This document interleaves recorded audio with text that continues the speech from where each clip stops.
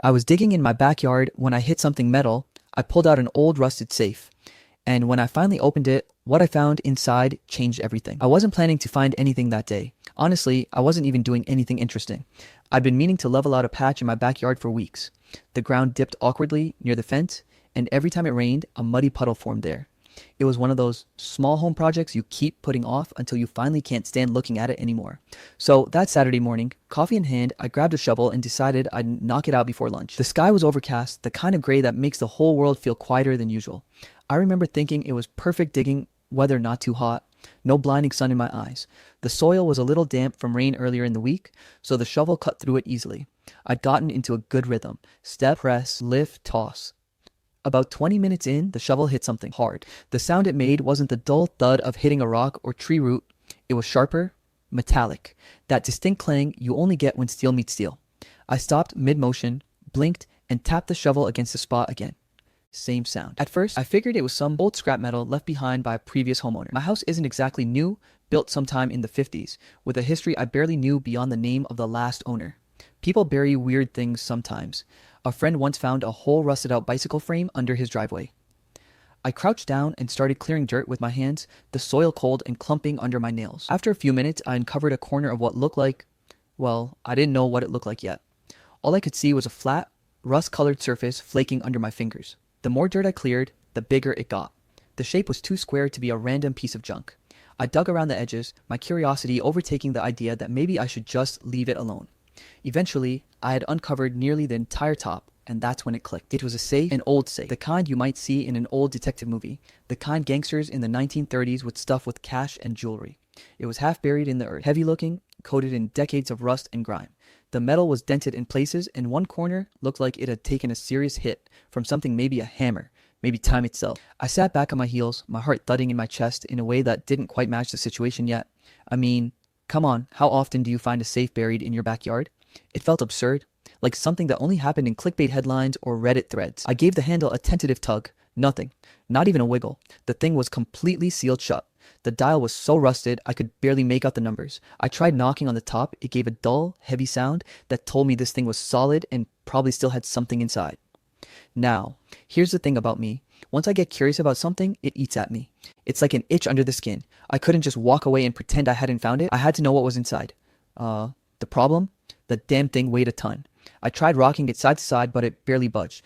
The earth clung to it like it didn't want to let go, so I kept digging, widening the hole until I could get my arms around the base. Dirt crumbled away, revealing more of the corroded steel. Finally, with a grunt that probably sounded ridiculous to anyone who might have been watching, I tipped it forward out of its grave.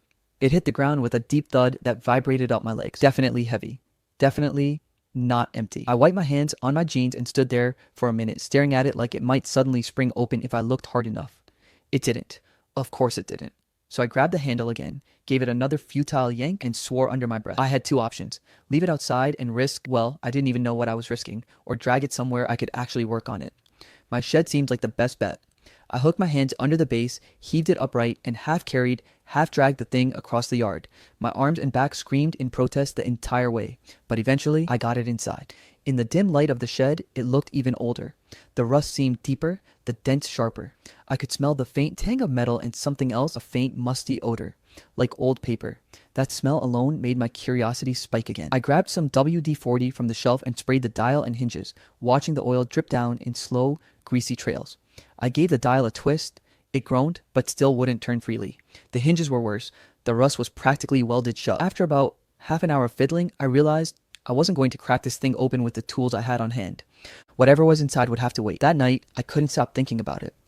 I lay in bed, staring at the ceiling, replaying the discovery over and over in my head. The way the shovel had hit it, the feel of the cold metal under the dirt, the smell, the fact that it was buried there in the first place. Who put it there? When? And most importantly, why? My mind spun with possibilities. Maybe it was full of old coins or war memorabilia. Maybe it was something darker, stolen goods. Evidence from a crime, even, well, you can imagine. Every possibility made my chest tighten a little more. At one point, I even got up and went out to the shed with a flashlight, just to look at it again. It sat there in the corner like some hulking, sleeping animal, daring me to open it. I knew then that there was no way I was letting this go. Whatever was in that safe, I was going to find out, no matter what it took. The next morning, I woke up with a plan. Well, plan might be too generous of a word. More like a collection of half-baked ideas about how to get the safe open without completely destroying whatever was inside. The WD-40 from last night had loosened the dial just a little, so I figured maybe more time and persistence would do the trick. I sprayed it again until it was practically dripping, the oil running down in glossy rivulets that caught the light from the shed window. I gave the dial a twist. It groaned, but still resisted me like a stubborn old man refusing to get out of his favorite chair. All right, fine. If finesse wasn't going to work, maybe brute force would. I grabbed a hammer from the pegboard and tried giving the dial a few sharp whacks. It made a satisfying clank, but didn't budge. I hit it again. Harder. Still nothing. The sound just echoed in the shed, bouncing back at me like it was mocking me. Over the next hour, I cycled through every amateur method I could think of, tapping around the edges to find a weak spot, prying at the hinges with a crowbar, even trying to wedge a flathead screwdriver into the seam and twist it like I was breaking into a can of paint. All I got for my trouble was a couple of new blisters and a safe that seemed even more smugly immovable than before. By noon, I was sweaty, dirty, and increasingly aware that I might be in over my head. I pulled out my phone and started Googling how to open an old safe without combination. Most of the advice was either obvious, hire a locksmith, or insane. Blowtorch it open. Yeah. No. I'm not setting my shed on fire. The locksmith idea made the most sense, so I called a couple of local places. The first guy laughed outright when I told him I didn't have proof of ownership. Yeah, buddy, that's not gonna happen. You could have stolen it for all I know. Click. The second place was a little more polite, but the answer was the same. No paperwork, no opening. Frustrated, I texted a few friends to see if anyone had ideas or, better yet, tools. Their responses were mixed. Mike, it's probably just junk. You're wasting your time. Jess, dude, that's so cool. It could be worth a fortune. Or haunted. Keep me posted. Eli, take it to my cousin's shop. He's a welder. He'll cut it open for $100. That last one was tempting, but something about hacking into it with a welding torch felt wrong. This thing had been buried for decades. I didn't want to risk destroying whatever history was inside. That's when I decided to take a break and clear my head. I wandered out to the front yard, coffee in hand, and noticed my neighbor, Mr. Thompson, trimming his rose bushes. He's in his late 70s, the kind of guy who's lived in the neighborhood so long he probably remembers when milk was delivered to your door. I figured if anyone knew anything about the history of my property, it would be him. Hey, Mr. Thompson, I called over the fence. You've lived here a while, right? He looked up, squinting at me. Since 72? Why? I hesitated for a second before deciding to just go for it. You ever hear about anything weird happening around here? Like people burying stuff? His pruning shears stopped mid-snip. Why do you ask? Well, I said, trying to sound casual, I was digging in the backyard and found something. An old safe. His expression shifted. Not quite surprise. Not quite fear, but something in between. A safe, huh? He said slowly. Yeah. Any idea who might have put it there? He stared at me for a moment, then glanced up and down the street like he was checking if anyone was listening. Strange things happened in this neighborhood back in the day, he said finally. Strange things. What kind of strange things? He shook his head. People came and went. Folks didn't always leave by choice. I opened my mouth to ask more, but he waved a hand like he was brushing the conversation away. Best to leave the past buried, son. And with that, he turned back to his roses, making it very clear the discussion was over. That little exchange did absolutely nothing to calm my curiosity. If anything, it fanned the flames. What the hell had happened here in the 70s? Back inside, I pulled up my laptop and started digging, this time metaphorically. I searched the property records for my address, and after some slow-loading county archive PDFs, I found a list of previous owners. The name from 1977 caught my attention. David and Margaret Whitmore. They'd owned the house for less than 3 years before selling it abruptly. No forwarding address, no other records I could find. A few more searches turned up an old, grainy newspaper clipping from late 77. Local couple leaves town suddenly amid rumors. No details, just vague gossip about financial troubles and personal matters. The whole thing gave me a weird feeling, like I was tugging on a thread I might not want to unravel, but I was too far in now. That evening, I went back out to the shed with renewed determination. I'd read about a trick where you use a stethoscope to listen for clicks in the lock as you turn the dial. I didn't have a stethoscope, but I did have a cheap pair of over-ear headphones and a lot of misplaced confidence. I pressed one side of the headphones against the safe, turned the dial slowly, and strained to hear anything over the faint ringing in my ears. To my utter shock, I did hear something tiny, almost imperceptible clicks at certain points. For the next 2 hours, I worked the dial, trying combinations, listening, testing. My back ached from hunching over, my hands were slick with sweat, and more than once I almost gave up. But something kept me there. Maybe stubbornness, maybe obsession. And then it happened. I turned the dial past a certain number, felt a subtle shift in the mechanism, and heard a louder than usual click. My pulse spiked. I tried the handle. It resisted for a second, then with a groan that sounded like the safe was waking from a 40-year nap, it moved. The door swung open an inch, and a smell rushed out, a mixture of rust, mildew, and something else. Old paper. I pulled the door open fully, the hinges squealing in protest. Inside, Stacked neatly, despite the decades, were several thick envelopes, a couple of bundles wrapped in faded cloth, and, tucked in the back, a small metal box with its own tiny lock. My hands itched to tear everything open at once, but I forced myself to slow down. Start with the envelopes. They were yellowed and brittle, the paper thin enough to almost see through. Each one was sealed, but the adhesive had long since dried, making them easy to open without tearing. As I slid the first letter out, the faint smell of dust and age hit me again. My heart was pounding so loud I could barely hear the rain that had started tapping on the shed roof. And that's when I realized whatever was in these letters was going to be the first real piece of the puzzle. The first envelope was addressed simply to M. No last name, no return address. The handwriting was shaky, hurried, the kind of penmanship you get when your hands are trembling. The letter inside was dated April 3rd, 1971. The ink had faded to a soft brown, but the words were still legible. M, you need to keep the package hidden. Don't trust anyone, not even the ones who say they're on our side. It's safer if you don't tell me where it is. If they ask, I don't know. Burn this after reading. There was no signature. I sat there in the shed, the paper soft and fragile between my fingers, reading it again and again. The package. The words rolled around in my head, heavy with implication. What package, and who the hell was they? The second envelope was from June 1972, and it was somehow even worse. They came to the house again. I told them you'd gone away for the week. I don't think they believed me. Be careful. I heard what happened to Dee. We don't want to end up like her. My stomach nodded. What happened to Dee? Every letter after that followed the same pattern, short, rushed, and full of warnings. Dates ranged from 71 all the way to late 77. The tone shifted over time, starting with cautious paranoia and ending with outright fear. One of the last letters, dated September 1977, read, It's getting worse. I hear footsteps outside at night. I think they've been in the shed. If I don't make it to the meeting on Friday, it means they got to me first. You know what to do with the package. Don't let them find it. That last line chilled me. If the package was hidden somewhere, was it this safe, or was the safe just a piece of the puzzle? At the bottom of the safe, under the stack of envelopes, was a small packet of photographs tied together with a thin, brittle rubber band that disintegrated the second I touched it. The photos were black and white, glossy but yellowed at the edges. Most showed people I didn't recognize, men in suits, women in patterned dresses, kids playing on lawns. On the back of each photo, a location was written in small block letters. Portview Docks, Elm Street Diner, County Courthouse. And then there was one photo that made my breath catch. It was my backyard. Or rather, what my backyard used to look like. In the picture, the fence was shorter, the trees younger. But the thing that caught my attention was the shed. Not the one I had now. This one was bigger, darker, almost like a small barn, and it was positioned exactly where I dug up the safe. The back of the photo just said July 74 before it happened. Before what happened? The locked metal box sat in the corner of the safe, small enough to fit in my hands. I shook it gently. Something inside shifted, solid and heavy. The tiny lock on the front was still intact. I turned it over, looking for a weak spot, but it was solid steel. My gut told me whatever was inside that box was important. Maybe the package the letters kept mentioning, but the lock might as well have been welded shut. I placed the box on the workbench, staring at it like maybe I could will it open with enough determination.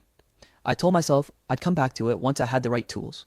For now, I wanted to go through the rest of the photos, see if I could find any more connections. The light outside had shifted to that golden, fading hue that means the day's almost over. I hadn't realized how long I'd been in the shed. My coffee from the morning was still sitting on the bench, cold and untouched. I gathered the letters and photos, tucking them into an old shoebox so I could bring them inside without dropping anything.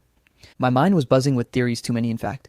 It felt like I'd stumbled into the middle of a story without the first or last chapter, just scattered pages in between. By the time I locked up the shed and headed inside, the sun had dipped low and the backyard was slipping into shadow. I ate a half-hearted dinner, more out of habit than hunger, and spent the rest of the evening rereading the letters under the yellow glow of my desk lamp. Every word seemed heavier the second time around. Don't trust anyone. It's getting worse. If I don't make it around midnight, I finally decided I should try to sleep. But just as I was drifting off, I heard a faint crunch outside, like a shoe pressing into dirt. I froze, listening. Another crunch, closer this time. I sat up in bed, heart pounding, every instinct telling me not to ignore it. I grabbed the flashlight from my nightstand and slipped quietly to the back door. The air was cool, the kind that carries every sound a little too clearly. I swept the beam of the flashlight across the yard. The grass shimmered in the pale light, shadows stretching long and strange. Nothing. I walked to the shed, every step slow, deliberate. The door was still locked, the safe still inside. But the dirt near the spot I dug up yesterday, it looked disturbed, fresh. I spun around, scanning the fence line, the trees, the corners where the light didn't quite reach, but there was no one there. Still, I couldn't shake the feeling deep in my gut that someone had been there. Someone who didn't want me to know what was in that safe. I locked the shed again, double-checked the back door, and went to bed. But I didn't sleep much. Every time the wind rattled the windows or a branch scratched the siding, I half expected to see a shadow moving outside. And the worst part, I was starting to think Mr. Thompson was right. Some things probably were better left buried. I'll be honest, that damn little lockbox had been eating away at my sanity. The envelopes and photos from the safe were already creepy enough, but this thing, it just sat there in the corner of my desk like it was mocking me. Every time I walked past it, I swear it whispered, "You don't have the guts." For a week, I tried to be patient. I told myself I'd take it to a professional, maybe someone who could open it without damaging whatever was inside. But every locksmith I called either flat out refused without proof of ownership or quoted some ridiculous fee that made it sound like they were just trying to discourage me. So I decided to screw it. If no one was going to help me, I was going to do it myself. I set the box on my workbench in the shed one Friday night, closed the door, and pulled out every tool I could think of. Screwdrivers, pliers, even an old lockpick set I'd bought years ago, for fun but never actually used. Before anyone asked, no, I'm not some career criminal. I just went through a weird YouTube lockpicking videos phase once. The box was small, maybe 8 inches wide, heavy for its size, and made of steel that had long since dulled with age. The lock was one of those old-fashioned barrel key types, the kind that look almost decorative but are actually a pain in the ass to bypass. I sprayed a little WD-40 into it, tapped it lightly with a hammer, and then started probing inside with picks. At first, it was just a lot of click-click scratch noises and me muttering curse words under my breath. Then I decided to try a different approach, brute force. I wedged a flathead screwdriver into the seam and twisted hard. The metal groaned, but nothing gave. I tried again, this time putting all my weight into it. And then, pop. The lock didn't exactly break. It screamed in protest and then just sort of gave up. I froze for a second, like I just opened Pandora's box and was waiting for a swarm of demons to come flying out. Instead, I was hit with a smell, not overpowering, but distinct. That mix of stale paper, mildew, and something metallic. Inside, the contents were arranged neatly, like someone had placed them there with care decades ago. A roll of cash bound with a brittle rubber band, a tarnished silver locket with the initials M engraved in looping cursive, and at the very bottom, a small leather-bound diary, its cover stiff and darkened with age and stain. At first, I thought the brown splotches were just water damage, but when I leaned in closer, my stomach sank. That wasn't water, it was blood. I sat there for a while, just staring at it. Part of me wanted to close the box back up and pretend I'd never found it. The other part of me, the louder part, was screaming to open the diary. So I did. The handwriting inside was small, neat, and written in a slanted cursive that was surprisingly easy to read. The first few entries were dated in early 1977, written by a woman who never signed her full name, just Ellie. Ellie's writing started off fairly normal daily life stuff. Mentions of a Mr. D she worked for, odd notes about people coming and going from the house. But after a few pages, her tone shifted. She started sounding scared. She wrote about the package, no explanation for what it was, and how she thought someone was following her. She mentioned not trusting certain people, even friends. And then she wrote something that made my skin crawl. "If they find out what I know, I don't think I'll make it to next month. I have to keep this hidden. If you're reading this, please don't trust anyone connected to this street." The more I read, the worse it got. The entries became frantic. Some of them scribbled like she was writing in a hurry. She mentioned hearing noises outside her window at night, seeing a strange car parked across the street for hours, and feeling like she was being watched constantly. Then came the last entry. It started mid-sentence. "I think tonight is the night," he said, and then nothing. Just a dark smear where the ink bled into the page, and that same rusty brown stain. I set the diary down, my hands shaking. I knew that name, L-E-M, from somewhere. It took me a few minutes of racking my brain before I realized. Years ago, I'd stumbled across an article about local cold cases while procrastinating at work. One of them was a missing person case from 1977, a young woman named Eleanor Madsen who vanished without a trace. She was last seen leaving her job at a local estate. The police suspected foul play but never found enough evidence to charge anyone. Now, here I was, sitting in my shed, holding what might be her last words. I should have called the police right then, but I didn't. It wasn't that I didn't trust them. It was that I didn't want to hand this over without understanding what I'd just walked into. Later that night, I was in my kitchen making tea, still replaying the diary's words in my head when I noticed something through the blinds. A car, parked across the street, engine running. It was an older model sedan. Hard to tell the exact make in the dim light, but the silhouette was unfamiliar. The driver's face was just a shadow behind the windshield. I tried to convince myself it was nothing, maybe a lost delivery driver, maybe someone waiting for a friend, but then the car didn't move for 15 minutes, and when I finally stepped outside to get a better look, it drove away slowly. No sudden acceleration, no squealing tires, just a slow, steady roll into the darkness. That night, I barely slept, and for the first time since finding the safe, I started wondering if maybe, just maybe, someone knew I had it. I knew at that point I couldn't just sit around staring at the safe, the letters, or Ellie's diary. The more I read her words, the more real it felt. Like I was living a story someone else had started decades ago and abandoned halfway through. If I didn't start digging into the history of my house and the neighborhood, I'd never make sense of any of it. So the next morning, I did what any rational person obsessed with a decades-old mystery would do. I went to the local archives. The library itself was the kind of place that smells like mold, old paper, and decades of dust. The perfect place to feel like you're about to uncover secrets nobody wants you to find. I signed in at the front desk, gave them my story in as neutral a tone as possible. just researching some local history, and got the okay to sift through property records, newspapers, and old city directories. Hours passed. I combed through pages, microfilm, and brittle old ledgers. And finally, I found it. The Whitmores, or rather, Eleanor Madsen, had lived in my house. According to city records, she rented it from a family in 1976 and was listed as the sole tenant. That was it. No forwarding address, no notes about her disappearance, just gone. The more I dug, the more I realized that this wasn't just a random disappearance. There were whispers of scandal tied to the property. I found a yellowed newspaper clipping from 1977 tucked into a city archive folder. Local real estate developer accused of ties to organized crime. The headline alone made me sit up straight. The article detailed how a small-time developer named Howard Finley had been investigated for shady dealings, kickbacks, and, disturbingly, for suspected involvement in violent acts against people who got too close to uncovering his operations. The story mentioned missing documents, packages that went missing under mysterious circumstances, and threats made to anyone who might talk. That word again, package. I could practically feel Ellie's words echoing across the decades. Whatever she had found, whatever she'd hidden, it had probably been proof someone didn't want discovered. And the safe? Maybe it was the repository of all that evidence. Maybe that's why she vanished. I was so absorbed in reading that I almost didn't hear the slow, deliberate creak of the shed door. I spun around. No one. Just the old hinges settling. My paranoia had clearly crossed the line into full-blown obsession. Still, something pushed me forward. I needed answers. I needed context. That evening, I decided to talk to Mr. Thompson again. The old man had lived in the neighborhood since the early 70s and had already given me a hint of the strange things that happened back then. If anyone could shed light on what had been buried in my backyard, it was him. I walked over, letters and diary in hand. I knocked and he opened the door a crack, squinting at me. Back again? He said, voice rough but not unfriendly. I found some things in my yard, I said carefully. I think they might relate to what you mentioned before, strange things happening in the 70s. He exhaled slowly, then stepped aside, motioning me in. Sit down, he said, but be careful. Some memories are better left in the past. I tried to gauge how much he was willing to say. Eventually, he sighed and admitted in a tone heavy with regret, I saw men digging in your backyard one night. 77. I was just a kid, but I saw them, 3 of them, all wearing suits. They didn't notice me, but they buried something. I think it belonged to Ellie. I never knew what it was, but I had a bad feeling. My heart skipped a beat.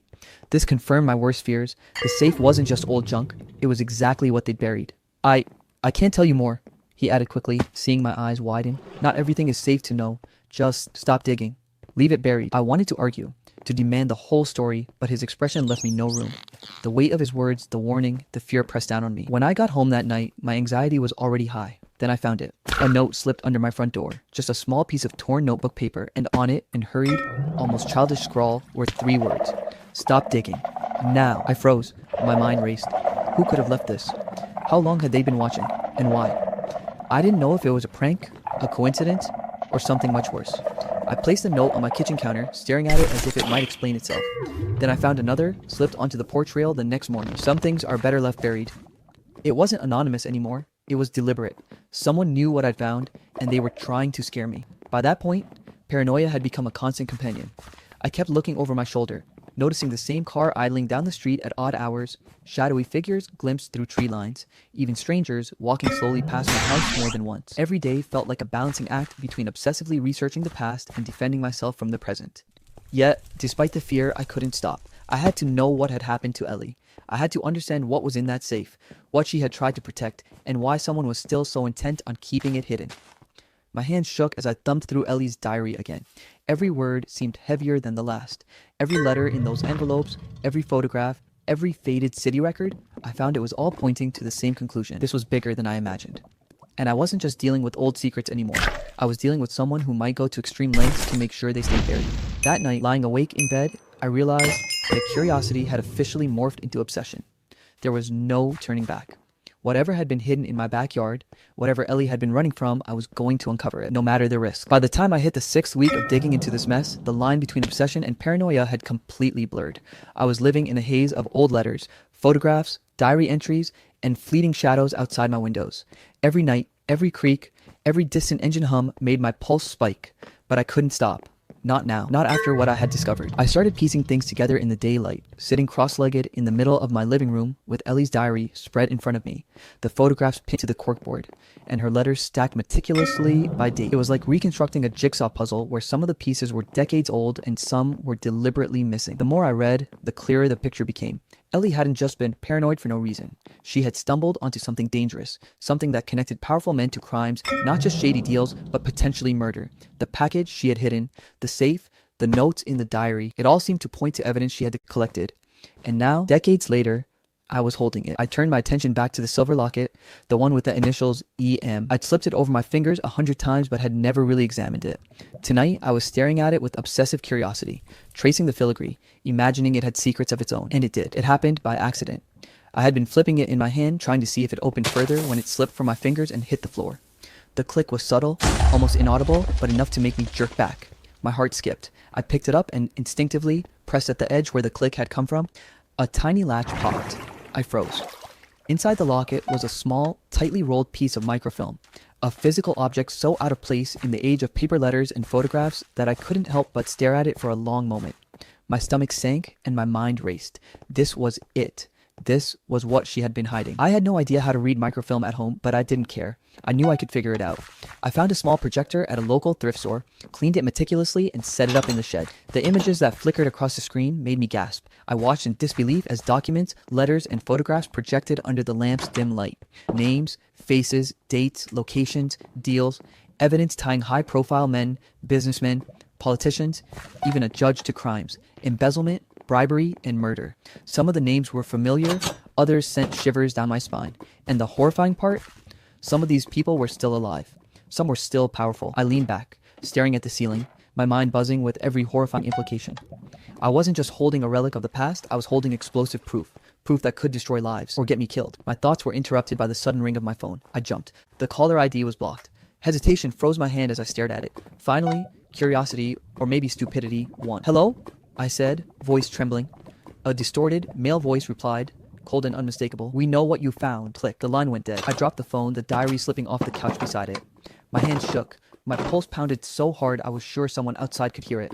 I ran to the window. Nothing. The street was empty. Quiet. Too quiet. I spent the night double-checking locks, moving the safe to a more secure corner, and hiding the locket in my coat pocket. My mind was racing in circles. Do I call the police? Do I go public? Or do I bury it again? Pretend I never found it? But I knew the answer already. Once you've seen what's hidden in the shadows, you can't unsee it. I barely slept, listening for every sound outside, waiting for the echo of footsteps or a car engine. But it wasn't until the next morning that things escalated. I went to the shed to review the microfilm again to make copies to secure the evidence and froze. The door was already ajar. That wasn't me. I never left it unlocked. I pushed it open slowly. My breath hitched. The safe was gone. Every rational part of me wanted to scream, to run, to call someone. But my mind immediately jumped to the worst case scenario. Someone had broken in, found the safe, and taken it. The evidence, decades of work, letters, photographs, the cash potentially gone forever. But there were two things left. The diary, the locket. And as I held them both in trembling hands, I realized the reality. I was in serious danger. Someone knew I had this information, and now they were coming for it. I wasn't just out uncovering history anymore. I had stumbled into the crosshairs of people who were willing to do whatever it took to keep their secrets buried. I sank to the floor, pressing the diary to my chest, feeling the weight of everything I'd discovered. The letters, the photographs, the diary entries, the microfilm in the locket. It wasn't just history. It was proof. Proof of crimes that could ruin lives, even now. And if they thought taking the safe would stop me, they had no idea. I didn't know who had broken in or what they might do next. All I knew was that from this moment forward, every step I took, every decision I made, had to be calculated. I couldn't trust anyone. Not neighbors, not friends, not even the authorities. I sat there in the empty shed, the diary open on my lap, the locket heavy in my hand, and I understood something horrifying. I had just crossed a line. There was no turning back. From this point on, I wasn't just a curious guy who dug up a safe in his backyard. I was the only person alive who knew the truth about what happened to Ellie, and that truth was dangerous. The world I'd stepped into, the one hiding in the shadows of old photographs and rusted metal, was alive, and it was watching. After the break-in, after the phone call, and after realizing I was tangled in something far bigger and far more dangerous than I had ever imagined, I knew one thing. I couldn't handle this alone. I couldn't just sit in my shed with Ellie's diary and the locket, waiting for the next knock on my door or the next shadow in the night. I needed someone with experience, someone who could turn what I had into action, someone who could make the world take notice. That's how I found Rachel Harlow, an investigative journalist known for exposing corporate corruption and criminal networks that people thought were untouchable. I called her, heart hammering in my chest, voice barely steady. I have something you need to see, I said. She didn't flinch. She asked me questions: how I got the materials, what I'd seen, who might be involved. I told her everything. I didn't leave out a single detail. The diary, the letters, the photographs, the locket, the microfilm, all of it. Her voice on the other end was calm but sharp. The kind of calm that comes from someone who knows how to handle danger. 2 days later, she arrived at my house. We spent hours going through everything in meticulous detail. Rachel had her own camera, scanners, and tools to digitize the microfilm. By the end of the night, she had copies of everything and a plan. She assured me it would be handled carefully but efficiently. I left the next morning feeling a strange mix of relief and unease. I wasn't the one making calls to the authorities, piecing together evidence, or confronting dangerous men, but I knew I had set the wheels in motion, and wheels they were. Within weeks, Rachel's reporting blew the story wide open. Headlines screamed about decades-old corruption, real estate scandals, and murder investigations finally gaining traction. Arrests were made. Some of the men Ellie had written about, some still alive, faced criminal charges. Others were implicated publicly, their names forever tied to the crimes they had tried to hide. The media swarmed, the police moved in, and what had been hidden for decades finally came into the light. Through it all, I thought about Ellie. Her family, who had lived for decades without closure, finally got answers. They were devastated, but grateful, hugging Rachel and me, thanking me repeatedly for keeping Ellie's story alive. I could see the relief in their eyes, and for the first time in weeks, I allowed myself to feel some sense of peace. But peace didn't last long. After everything calmed down, I realized I couldn't stay in that house. I couldn't escape the feeling of being watched, the paranoia that had become almost a part of me. I sold the house and moved to a quieter neighborhood, far from the shadows of my backyard and the rusted safe that had started it all. Even in my new place, though, the past had a way of sneaking in. At night, I sometimes hear noises outside, the faintest scratching, almost like shovels in dirt. I lie awake, staring at the ceiling, trying to convince myself it's nothing. But every time it happens, my mind races back to that safe, to Ellie, to the diary and the locket, and the men who would have done anything to keep their secrets buried. The truth is, some things leave marks you can never fully erase. The story, the danger, the fear, they linger.